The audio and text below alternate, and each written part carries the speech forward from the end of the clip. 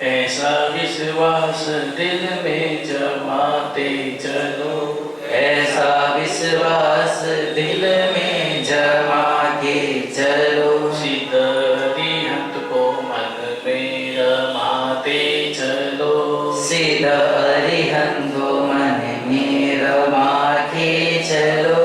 वक्त आएगा ऐसा कभी न कभी, वक्त आएगा ऐसा कभी न कभी। सिद्धि पाएंगे हम भी कभी न कभी, सिद्धि पाएंगे हम भी कभी ना कभी। संयम पाएंगे हम भी कभी न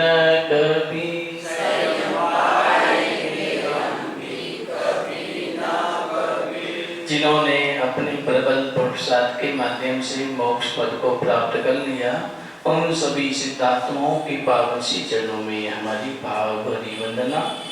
परम उपकारी लाखों आत्माओं को वीतराग धर्म से जोड़ने वाले पूज्य चारों दादा गुरुदेव जी के पावन सी चरणों में हमारी भाव भरी वंदना। बहुसागर से डूबती दुनिया को सहारा देने वाले मेरी श्रद्धा के केंद्र परम पूज्य गुरुदेव गचाधिपति आचार्य भगवंत श्रीमद जिन मणिप्रभ सुरीश्वर जी महाराज साहेब के पावन सी चरणों में हमारी भाव भरी वंदना। जिन्हें से परमात्मा ने केवल ज्ञान को प्राप्त करने के पश्चात देशना के माध्यम से व्यक्ति किस प्रकार अपनी प्रतिभा का उपयोग करे, व्यक्ति अपनी क्षमताओं का उपयोग किस मार्ग पर करे, व्यक्ति अपनी सोच को किस प्रकार निर्दोष बनाए, निर्मल बनाए। क्योंकि जैसा व्यक्ति का वर्तमान जीवन होता है, जैसा व्यक्ति वर्तमान का जीवन जीता है, उसी के आधार पर व्यक्ति का भविष्य बनता है। तो हमें वर्तमान का जीवन इस तरह से जीना है कि वर्तमान में भी मैं खुशियों को प्राप्त करूं और मेरा भविष्य भी खुशियों से भरा हुआ मिले।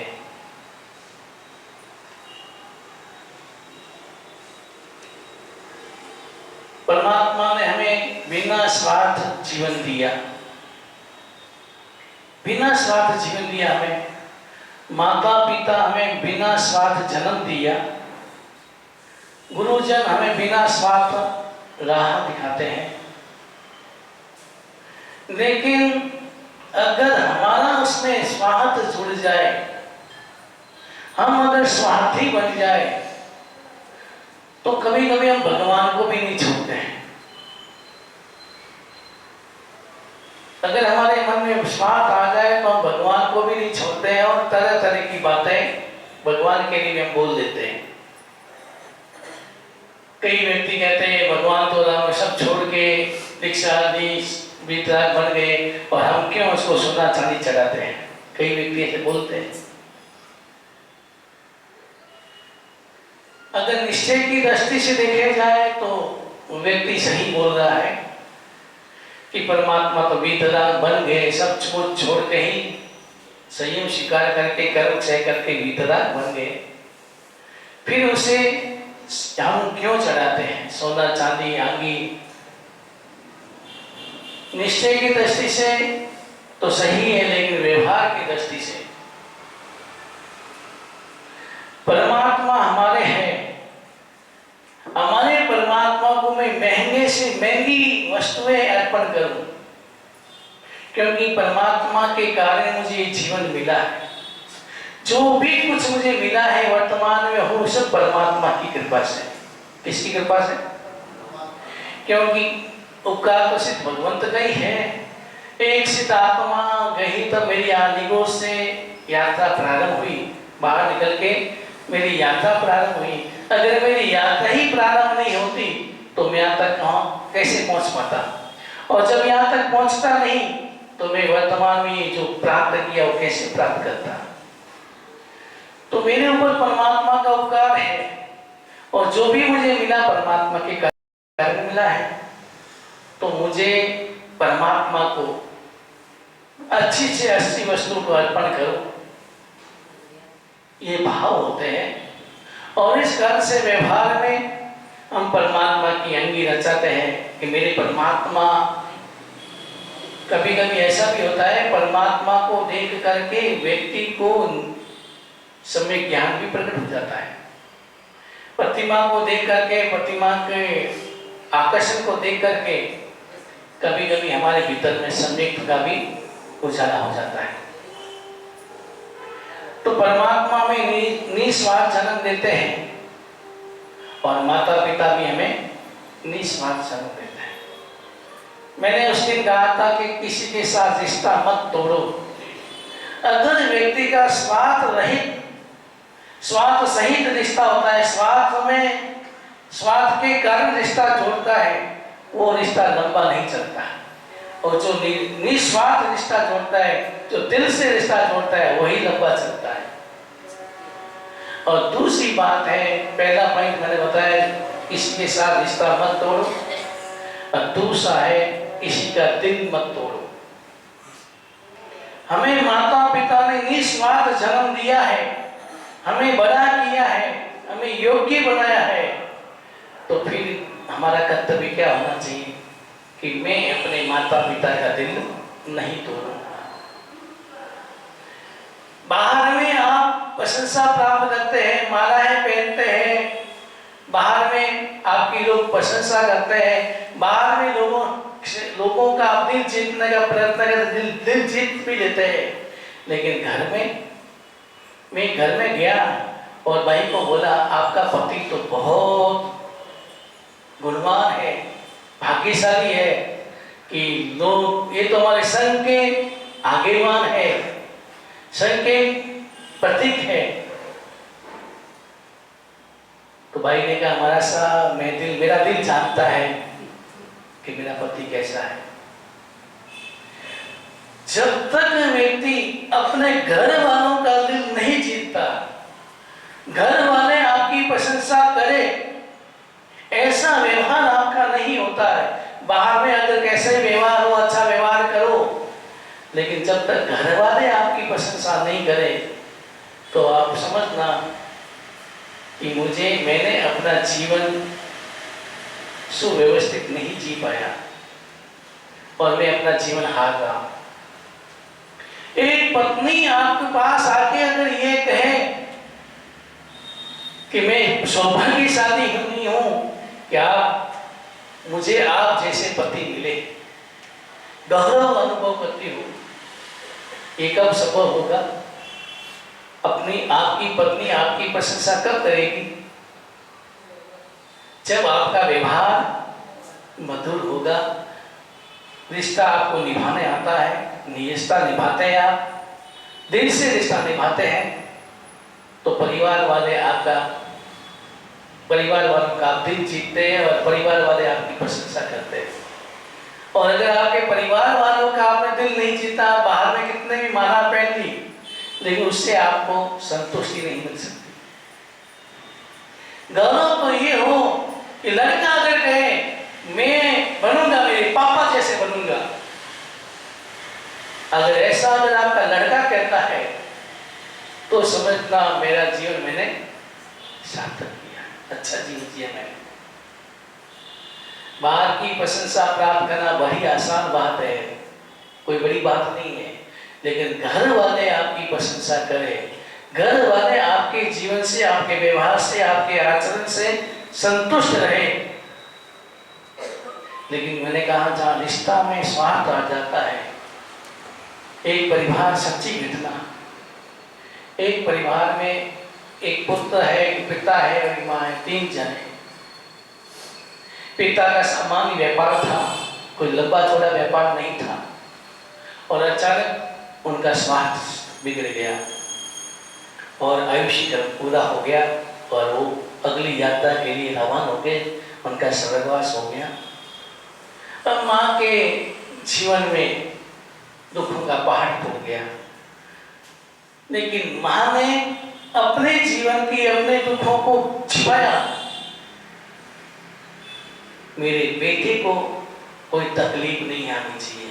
मुझे जीना है, जी रही हूं, मैं जी रही हूं तो मैं अपने पुत्र के लिए जी रही हूं। मेरे पुत्र को मुझे कैसे भी करके बड़ा करना है। जब उनका स्वर्गवास हुआ तब बेटा सिर्फ 4 या 5 साल का था। पुरानी महिलाएं अपने पुत्र को, पति जाने के बाद पुत्र को कैसे भी करके बड़ा कर लेती, लेकिन वर्तमान की महिलाएं तो अगर किसी का स्वर्गवास हो जाए तो दूसरी शादी कर लेती। पुत्र कल ही अखबार में घटना पड़ी थी मैंने कि एक महिला बड़े लड़का लड़की, 2 लड़का एक लड़का एक लड़की शायद इतना था, फिर भी उसको छोड़ करके दूसरी शादी कर ली। वो लड़का लड़की बेचारे क्या करे, कहाँ जाएंगे। लेकिन पुरानी महिलाएं अपने पुत्र के लिए जीती थी। मुझे कैसे भी करके इस पुत्र को मुझे बड़ा करना है, योग्य बनाना है। और वो महिलाएं, घर में इतनी संपत्ति नहीं थी, सामान्य परिवार था, तो वो महिला घर घर काम करती थी। आजकल महिलाएं और किसी से डरती या नहीं डरती, पर नौकरानी से जरूर डरती। नौकरानी को कुछ नहीं बोल पाती। वो जानती है कि अगर मैंने कुछ बोल दिया, मुंह चढ़ गया, नहीं आई तो काम मुझे करना पड़ेगा। कभी कभी मैं विचार करता हूं मालिक कौन। एक बीच में कहानी याद, घटना याद आई। मैं बंबई गया, इसी घर में गोची का एक महिला एक माजी रहती थी, नौकरी रहती थी, और कोई होगा मुझे मालूम नहीं, लेकिन नौकरी रहती थी। तो मैं गया धर्मदास में गोची पहने, तो माजी ने क्या किया, 5-7 होके एक साथ बनाने लगी। तुरंत महाराज बोला, महाराज यानी खाना बनाने वाला, वो बोला माजी है ना, ठहरो, इतनी रोटियां बनाने वापस कौन बनाएगा, 2 रोटी बनाओ। और महिला वापस रोटी लगी, 2 रोटी बनाए। मैंने चिंतन किया मालिक कौन है, ये है, महिला है या महाराज है। कभी कभी ऐसे विचार पैदा हो जाते हैं। फिर भी उस महिला ने घर घर काम किया और बच्चे को पढ़ाया। धीरे धीरे बच्चा बड़ा हुआ, पढ़ाई पूरी हुई, तो माँ ने जैसे तैसे मांग के किसी से कुछ किया, किसी से कुछ करके छोटी मोटी दुकान कराई। और दुकान कराई, लड़के का भाग्य पुण्यशाली था या पुण्य का उदय था, तो लड़के की दुकान अच्छी चली और धीरे धीरे दुकान भी बड़ी होगी, बिजनेस बहुत अच्छा हो गया, इनकम बहुत अच्छी हो गई। अब माँ ने सोचा बच्चा योग्य हो गया है, पांव पर खड़ा भी हो गया है, तो हमें क्या करनी चाहिए। माँ हमेशा यही सपना देखती है कि बेटा बेटे की शादी करूंगी, बहू आएगी और बहू मेरी सेवा करेगी, मैं बाद में आराम करूंगी। लेकिन बाद में मेरी सेवा कैसे होती है क्या मालूम। तो माँ जी ने सोचा कि बेटा योग्य हो गया, बड़ा हो गया, चलो बेटे की शादी कर दूं। इसलिए मैं कहता हूं कभी सपने मत देखो। सपने देख नहीं, वर्तमान में जीना सीख लो। जो वर्तमान में मैं जी रहा हूं, जो समय चल रहा है उसमें जीना सीख लो, भविष्य की चिंता मत करो। जो व्यक्ति वर्तमान में जीना सीख लेता है वो कभी दुखी नहीं होता है। हम क्या करते हैं यार, भूत की याद करके दुखी होते हैं या भविष्य की कल्पना करके दुखी होते हैं। हमें वर्तमान में जीना है, कल्पनाएं नहीं करनी। माँ ने कल्पना की और शादी कर दी, अच्छी लड़की देख के शादी होगी। अब अच्छी मतलब लड़की ने माता पिता अच्छी यानी सुंदर और रूप बना दिया, सुंदर है, अच्छी है, सुशील है। लेकिन कभी कभी व्यक्ति का चेहरा मुकुट अलग होता है, दिखने का चेहरा अलग होता है, अंतर में अलग होता है। जानवर तो जैसे चेहरा आता है वैसे ही स्वभाव होता है जानवरों का, लेकिन व्यक्ति का स्वभाव चेहरा अलग होता है। और गिरगिट को कलर बदलने में तो समय लगता है, लेकिन मनुष्य को कलर बदलने में समय एक पल भी नहीं लगता है। व्यक्ति किस प्रकार बदलता है, 5 मिनट वही व्यक्ति उसके बारे में क्या बोलता है, 5 मिनट बाद वही व्यक्ति उसके बारे में प्रशंसा करने लग जाता है। तो माँ ने शादी की, बेटे की बहू आई, 1 महीना बीता, 2 महीना बीता, 3 महीने बीते, धीरे धीरे 6 महीने बीत गए। लेकिन अब लड़की को वो डोकरी खटकने लग गई, धीरे धीरे डोकरी खटकने लगी। अब हिम्मत नहीं हुई कि मैं अपने पति को कह दूंगी, अपनी माँ को कहीं छोड़ के आ जाओ, अलग हो जाओ, लेकिन बोल नहीं पाई। समय बीता और एक बार समय ऐसा आ गया, उस व्यक्ति की, उस लड़की की बिजनेस नहीं चलने लगा, बिजनेस धीरे कम हो गया, धीरे धीरे ग्राहकी कम हो गई, बिजनेस कम चलने लगा, सौदा कम होने लगा। तो थोड़ा परेशान हुआ लड़का, क्या बात है, मेरा बिजनेस कम क्यों चल रहा है, बिजनेस कम हो रहा है, सौदा कम हो रहा है, ग्राहक कम आ रहे, वो चिंता में पड़ गया।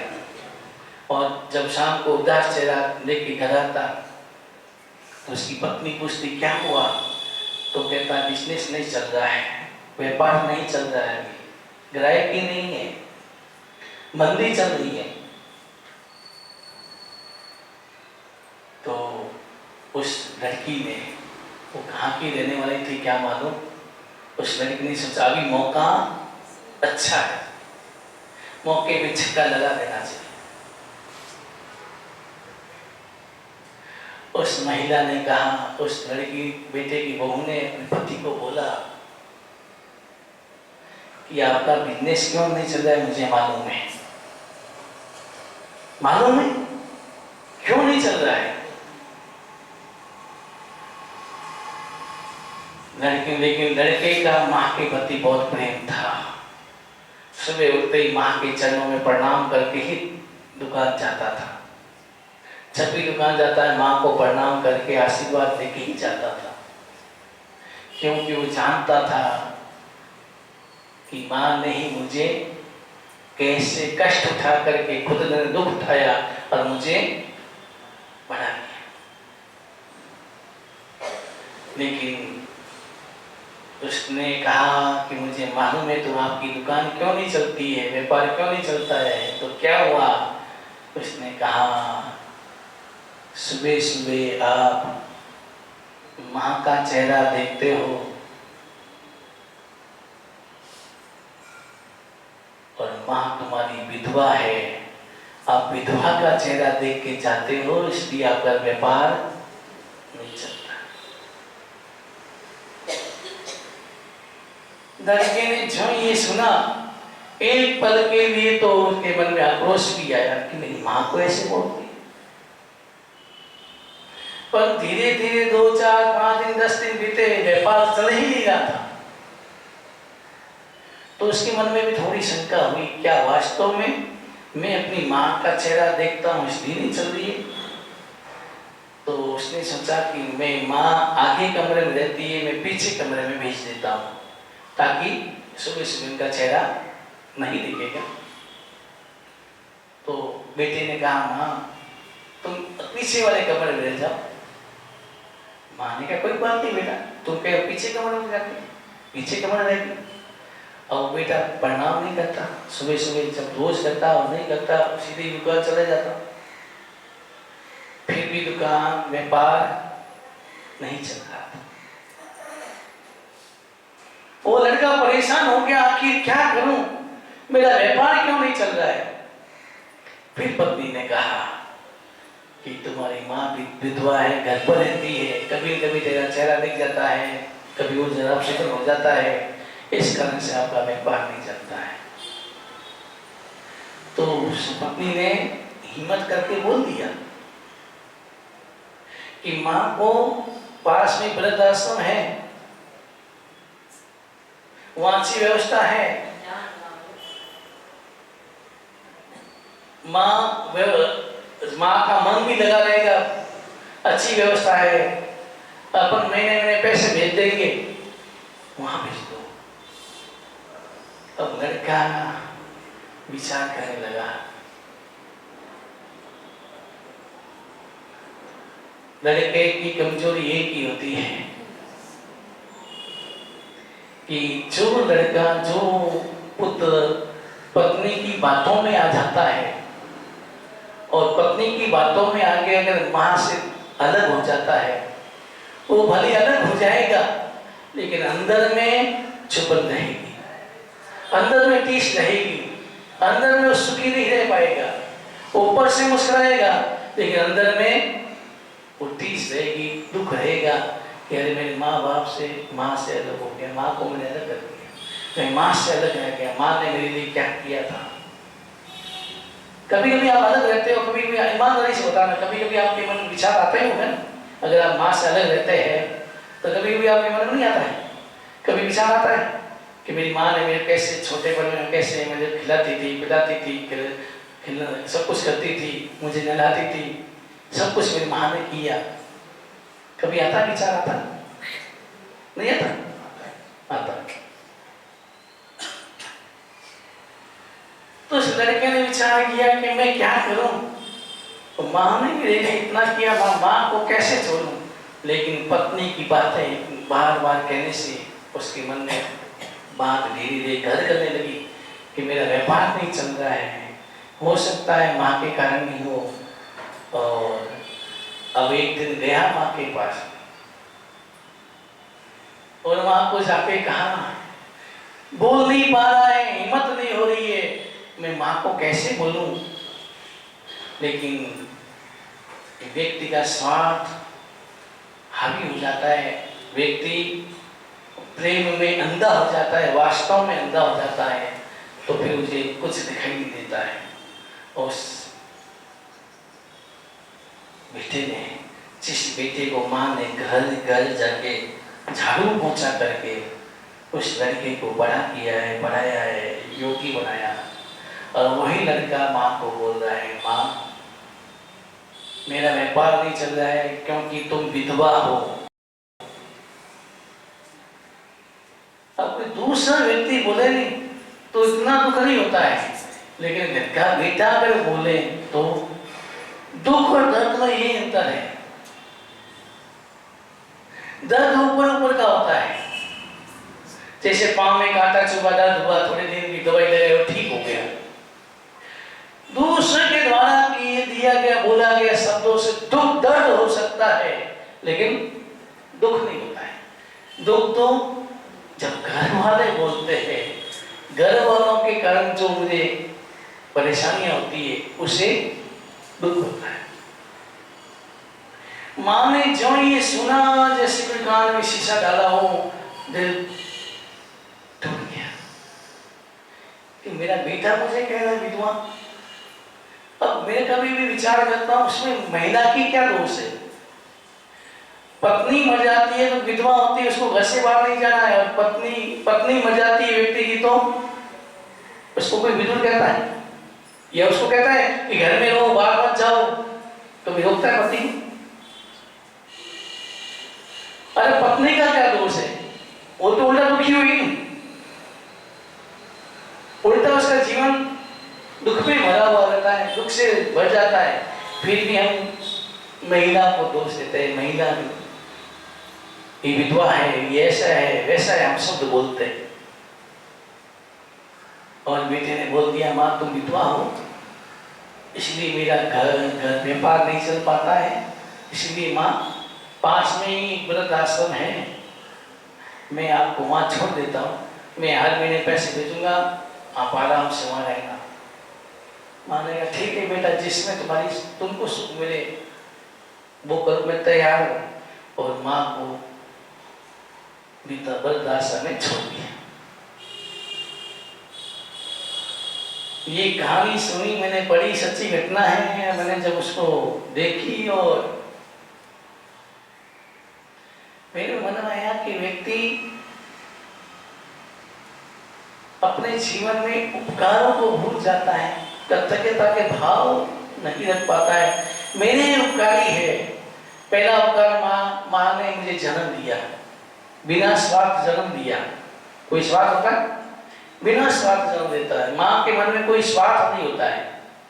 हाँ, कल्पना जरूर करते हैं माँ कि मेरा बेटा बड़ा होगा, अच्छा मेरा नाम करेगा, अच्छा वो करेगा, कल्पना माँ जरूर करती है, लेकिन माँ के मन में स्वार्थ नहीं होता है।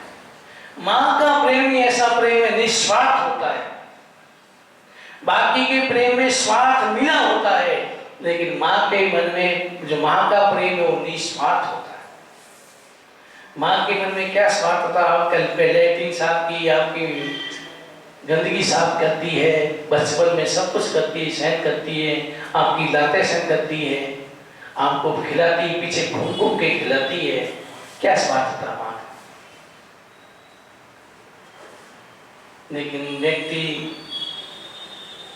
माँ का उपकार भूल जाता है और उसे वर्तमान में केवल पत्नी का प्रेम ही नजर आता है और वास्तव में व्यक्ति अंधा हो जाता है और इसी कारण माता पिता के उपकार को भूल करके उसे दूर हो जाता है, उसे छोड़ देता है।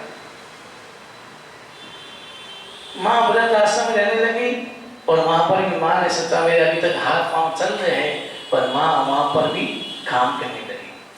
काम करके वहां पर भी उसे पैसा मिलने लगे, खाना पीना करती, काम करती, पैसे मिलती और वो बेटा पैसा भेजता हर महीने, तो बेटे के पैसे एक जगह इकट्ठा करके रख देते। एक दिन उसके फोन पे घंटी बजी, वृद्धाश्रम के मैनेजर ने फोन किया कि तेरी माँ, आपकी माँ की तबीयत ठीक नहीं है, माँ बहुत परेशान है, बीमारी से ग्रस्त हो गई है, बीमारी के कारण पीड़ित है, पीड़ा हो रही है। और उस बेटा इतना अंधा हो गया और मैनेजर को बोला कि तुम ही डॉक्टर, मेरे पास समय नहीं है, तुम डॉक्टर को दिखा देना और जो भी पैसे लगे मैं भेज दूंगा।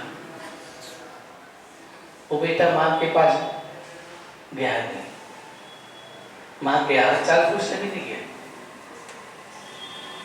और धीरे धीरे समय बीता, बीमारी ऐसी हुई और माँ चल बसी। उसने मैनेजर ने फोन किया कि तुम्हारी माँ का स्वर्गवास हो गया, तो बेटे ने कहा अग्नि संस्कार तुम ही कर लेना,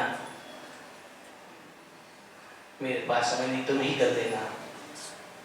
अग्नि संस्कार भी उस मैनेजर ने किया। उसके बाद कुछ महीनों के बाद, 1 महीने के बाद वो गया माँ के क्या सामान,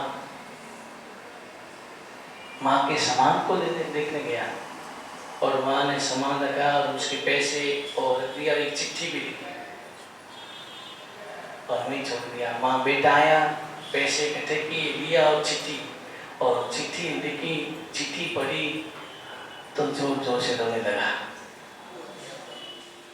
माँ ने शुरू से अपनी घटना बताई कि तुम्हारे पिताजी का स्वर्गवास अगर तुम 5 साल का था, 4 साल का था, तुम्हें कुछ बोध नहीं था, फिर भी मैंने जैसे तैसे काम करके मैंने बड़ा किया, तुम्हें पढ़ाया लिखाया, बड़ा किया, शादी की, सब कुछ किया और आज भी मेरे हाथ पांव चल रहे थे, तुम मुझे पैसे भेजते, तुम्हारे पैसों का मैंने उपयोग नहीं किया, जरूरत नहीं थी, मेरे हाथ पांव चल रहे थे, मैं अपना पेट अपना, मैं जब तुम्हारा पेट भी भर सकती थी तो मैं अपना पेट भी भर सकती। और वो सारी घटनाएं पढ़ी, सुनी, माँ की लिखी, उसमें वो रोने लगा। अब रोने से क्या होता है? कभी कभी विचार आता है कि माँ पिता का स्वर्गवास होने के बाद बच्चा रोता है, लेकिन बाद में दिखाने के लिए रोता है, लेकिन जीते जी माँ के आंसू की कदर कितनी की आपने? मरने के बाद आप स्वामी वैसे करते हैं, लेकिन जब माँ बाप जीवित थे आपने कितने प्रेम से उनको भोजन कराया। माँ बाप चलने के बाद आपने फूलों की माला पहनाते हो, लेकिन क्या उस कभी आपने माँ बाप थे तब कभी आपने प्रेम के समर्पण के फूल चढ़ाए? ये सब दिखावा करते हैं, रोने का नाटक करते हैं, स्वामी वचन अपने नाम के लिए करते हैं,